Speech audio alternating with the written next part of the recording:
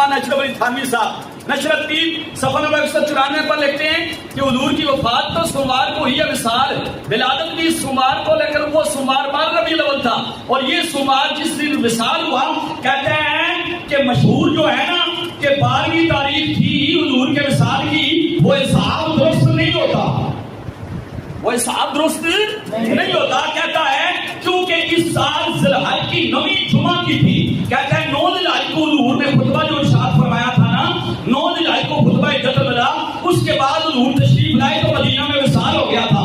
کہتا ہے اگر تاریخ جوڑی جائے نا تو 9 ذی الحج کو تو ثابت ہے کہ جمعہ کا روز تھا، اور 9 ذی الحج کو جمعہ مان کر ذی الحج کے بعد کون سے مہینے یاد آتے ہیں؟ ذی الحج کے بعد پہلا مہینہ آتا ہے محرم، پھر صفر، اور تیسرا مہینہ آتا ہے ربیع الاول۔ بس 2 مہینے درمیان میں گزرتے ہیں نا۔ ذی الحج کے بعد تحقیق اپنی پیش کرتا ہے، کہتا ہے جہاں کوئی دنیا ثابت کر کے دکھائے۔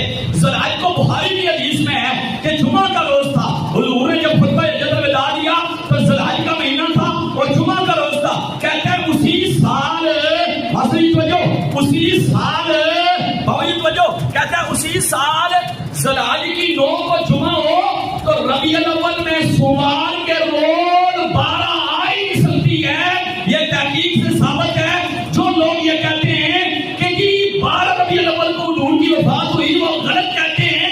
عبارت پھر سن لو، کہتا ہے کہ تاریخ کی تحقیق نہیں ہوئی، 12ویں جو مشہور ہے وہ حساب درست نہیں ہوتا، کیونکہ اس سال ذی الحج کی 9ویں جمعہ کی تھی اور یوم وفات تو شنبہ تو ثابت ہے، بس جمعہ کو ذی الحج کو ہو کر 12 ربیع الاول شنبہ کو کسی طرح بھی ثابت نہیں ہو سکتی۔